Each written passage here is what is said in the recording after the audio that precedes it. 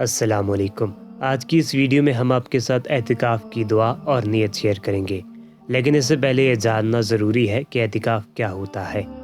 اعتکاف کا مطلب یہ ہے کہ انسان دنیا کو ایک طرف چھوڑ کر خاص اپنے رب کی رضا کے لیے مسجد یا اعتکاف کے لیے مختص کردہ جگہ پر بیٹھ جائے۔ اعتکاف کی 3 قسمیں ہیں: سنت، نفل، واجب۔ رمضان المبارک کے آخری 10 شب و روز میں ادا کرنے والے اعتکاف کو سنت اعتکاف کہا جاتا ہے۔ اعتکاف کی دعا یہ ہے: بسم اللہ دخلت و علیہ توکلت و نویت سنت الاعتکاف۔ اللہ کا نام لے کر داخل ہوا اور اسی پر میں نے بھروسہ کیا اور میں نے سنت اعتکاف کی نیت کی۔ اعتکاف کی نیت یہ ہے: نویت سنت الاعتکاف، میں نے سنت اعتکاف کی نیت کی۔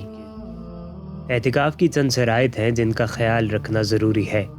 اعتکاف مسجد میں ادا کرنا چاہیے، لیکن علماء کا اس بات پر اتفاق ہے کہ عورتیں گھر میں اعتکاف ادا کر سکتی ہیں۔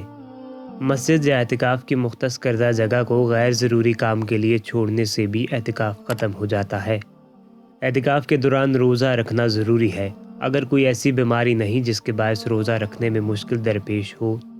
اعتکاف کے دوران غیر ضروری گفتگو سے منع کیا گیا ہے۔ اگر دنیاوی معاملات کو ڈسکس کیا جائے تو اس سے بھی اعتکاف ختم ہو جاتا ہے۔